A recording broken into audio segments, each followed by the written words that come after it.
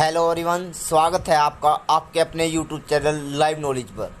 Today we will discuss comparison between section 34 and section 35 of Indian penal code. Section 34 read out करने से पहले मैं आपको बताना चाहूँगा, अगर आपने मेरी पहले वाली वीडियो नहीं देखी है जो कि सेक्शन 34 पर ही बनी है, उसको लिंक में डिस्क्रिप्शन पे जाकर देख लें, और ताकि आपको ये आज की वीडियो अच्छे से समझ में आ जाए। Section 34 act done by several persons in furtherance of common intention. When a criminal act is done by several persons in furtherance of common intention of all, each of such persons is liable for that act in the same manner as if it were done by him alone। Section 34 कहता है, जब कोई act बहुत सारे व्यक्तियों के द्वारा common intention के साथ किया जाता है, उसमें सारे के सारे पर्सन इस प्रकार से लायबल होते हैं जैसे कि वो एक्ट किसी एक ने किया हो। मान लीजिए ए बी सी डी 4 व्यक्ति हैं, वो किसी पोस्ट ऑफिस को लूटने के लिए चले जाते हैं। ए और बी पोस्ट ऑफिस के बाहर रह जाते हैं और सी और डी पोस्ट ऑफिस के अंदर जा कर के लूटपाट करना शुरू कर देते हैं। सी के द्वारा फायरिंग कर दी जाती है, जिससे सब पोस्ट मास्टर की डेथ कारित हो जाती है। यहाँ पर ए बी सी डी चारों पर सेक्शन 302 रीड विथ सेक्शन 34 लगेगा। ये केस के फैक्टर है जो कि वीरेंद्र कुमार घोष वर्सेस एम्परर का है। ये बहुत इंपॉर्टेंट केस है। Section 35 when such an act is criminal by reason of it's being done with criminal knowledge or intention। Whenever an act which is criminal only by reason of its being done with a criminal knowledge or intention is done by several persons, each of such persons who join in the act which with such knowledge or intention is liable for the act in the same manner as if the act were done by him alone with that knowledge or intention। Section 35 हम देख लेते हैं कि section 35 के अंदर जब कोई कार्य क्रिमिनल नॉलेज और इंटेंशन के साथ किया जाता है और वह कार्य केवल इसी वजह से क्रिमिनल बन जाता है क्योंकि उसको क्रिमिनल नॉलेज और इंटेंशन के साथ किया गया है, बहुत सारे व्यक्तियों के द्वारा किया जाता है, उस एक्ट में सारे के सारे पर्सन इस प्रकार से लायबल होंगे जैसे वो किसी एक व्यक्ति ने किया हो। इसको एक एग्जांपल से समझ लेते हैं। मान लीजिए घर में एक सास अपनी बहू को कहती है, बेटा ये आप जो आपके गहने ये मुझे उतार कर दे दो, जब आपको ज़रूरत हो तब ले लेना। वो बहू अपने गहने उतार कर अपनी सास को दे देती है। उसकी सास अपनी उसकी ननद को कहती है, यानी अपनी बेटी को कहती है, बेटा ये गहने अलमीरा में रख दो और अलमीरा को लॉक करके चाबी मुझे दे दो। तो जो उसकी बेटी है वो वही ऐसा ही करती है। 2 महीने के बाद बहू को गहनों की ज़रूरत होती है। बहू अपनी सास से गहने मांगती है तो वो सास गहने देने से मना कर देती है। तो यहाँ पर सास पर सेक्शन 406 रीड विद सेक्शन 35 लगेगा। अगर उसकी ननद है जो उसके ऊपर भी सेक्शन 406 रीड विद सेक्शन 35 तभी लगेगा जब वो उसकी इंटेंशन और नॉलेज शेयर हो रखी थी। अगर उसकी इंटेंशन और नॉलेज उसकी मम्मी के साथ शेयर नहीं हो रखी थी तो उसके ऊपर सेक्शन 406 नहीं लगेगा, क्योंकि इसमें इंटेंशन और नॉलेज का शेयर होना ज़रूरी है। तो सास के ऊपर सेक्शन 406 रीड विद सेक्शन 35 लगेगा और उसकी जो ननद है उसके ऊपर तभी ये सेक्शन लगेगा जब उसकी इंटेंशन और नॉलेज शेयर हो रखी हो। इंग्रेडिएंट्स देख लेते हैं इसके। सेक्शन 34 में criminal act done by several person in furtherance of common intention. इसमें क्रिमिनल एक्ट का होना जरूरी है, बहुत सारे व्यक्तियों के द्वारा किए जाना जरूरी है, कॉमन इंटेंशन के साथ किए जाना जरूरी है। सेक्शन 35 सेक्शन 35 में एक्ट डन, ध्यान दीजिए सिर्फ इसमें एक्ट का होना जरूरी है, which is criminal only by reason is being done with criminal knowledge और इंटेंशन। जो क्रिमिनल है उसको किए जाने के तरीके से, मतलब उसको क्रिमिनल नॉलेज और इंटेंशन के साथ किया, इसी वजह से क्रिमिनल है और बहुत सारे व्यक्तियों के द्वारा किया गया है। तो हम अगर इन दोनों के इंग्रेडिएंट्स देखें तो इनमें डिफरेंस यही है। सेक्शन 34 में एक्ट अपने आप में क्रिमिनल है, जैसे किसी को चाकू मार देना, बंदूक से किसी की जान ले लेना, तो सारे के सारे एक्ट सेक्शन 34 में फॉल हो जाएंगे। सेक्शन 35 में एक्ट अपने आप में क्रिमिनल नहीं है, वो इस वजह से क्रिमिनल बन जाता है उसको क्रिमिनल नॉलेज और इंटेंशन के साथ किया, जैसे हमने सास बहू का एग्जाम्पल भी देखा था। लाइबिलिटी अराइजेज में देखें अगर हम, तो दोनों में जॉइंट क्रिमिनल लाइबिलिटी अराइजेज होती है, क्योंकि इसमें सारे के सारे व्यक्ति जो एक्ट में शामिल है इस प्रकार से लाइबल बन जाते हैं, जैसे कि वो एक्ट किसी एक ने किया हो, तो दोनों ही सेक्शंस के अंदर जॉइंट क्रिमिनल लाइबिलिटी अराइजेज हो जाती है। एक केस है related to section 35 of IPC और ये बहुत ही फेमस केस है, इसका नाम है state of Madhya Pradesh versus union carbide corporation 1984। इसको भोपाल गैस लीकेज केस 1984 के नाम से भी जाना जाता है। जैसा कि आप सभी को पता है 1984 में भोपाल में गैस त्रासदी हुई थी, तो इसके ऊपर बहुत सारी PIL बहुत सारे केस फाइल किए गए थे, जिनमें से मैं आपको ये स्टडी कर रहा हूँ। 2 दिसंबर 1984 की रात के तकरीबन 12:30 बजे से 12:45 के बीच में जो यूनियन कार्बाइड कॉरपोरेशन के अंदर टैंक नंबर 610 वो लीक कर देना शुरू कर देता है। उसके अंदर MIC मतलब मिथाइल आइसोसाइनाइड गैस होती है, और जो लीक करने की वजह से जहाँ पर वो फैलती है और उसके फैलने से जो उसको सूंघता है, जैसे भी वो बेहोश हो जाता है, और इंस्टेंटली वहाँ पे 3000 डेथ कारित हो गई थी, इतनी हानिकारक गैस थी।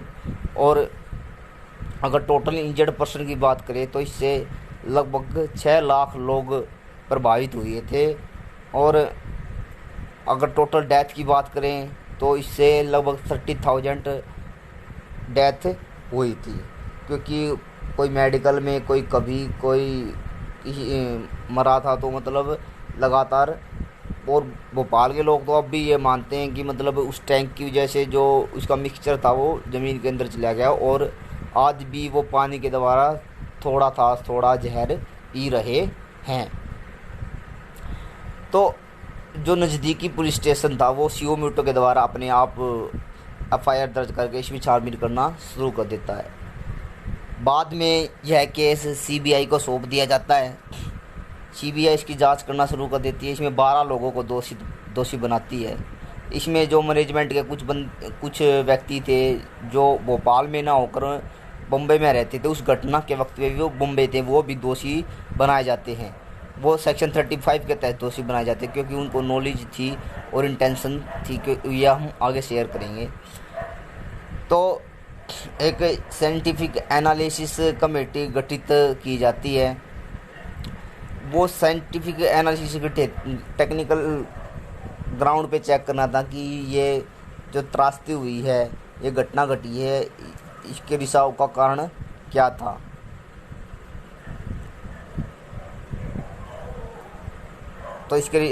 तो वो चेक करना करते तो वो पाते हैं कि मतलब जो गैस के पाइप थे वो एक अच्छे तरह से मेंटेनेंस नहीं किए जा रहे। दूसरी बात, वो प्रिस्क्राइब्ड सेफ्टी मेजर के हिसाब से स्टेनलेस स्टील के होने थे, जो किसी और ही मेटल के थे।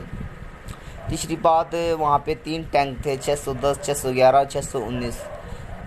एक अतिरिक्त टैंक का भी होना ज़रूरी था, क्योंकि in case of gas leak करती है, ताकि उसमें से गैस को दूसरे में रिफ़िल किया जा सके और जिससे जो लीकेज की घटना है इससे बचा जा सके। और एक बात, आसपास लोगों, जो ये घटना घटी थी इससे बहुत पहले 22 नवंबर 1984 को जो जिस प्रेशर के साथ टैंकों के अंदर गैस को डाला जाता था वो उसने इंडिकेटर किया था कि मतलब ये वो कंट्रोल से बाहर हो गया था प्रेशर, तो भी वहाँ पे काम करते रहे।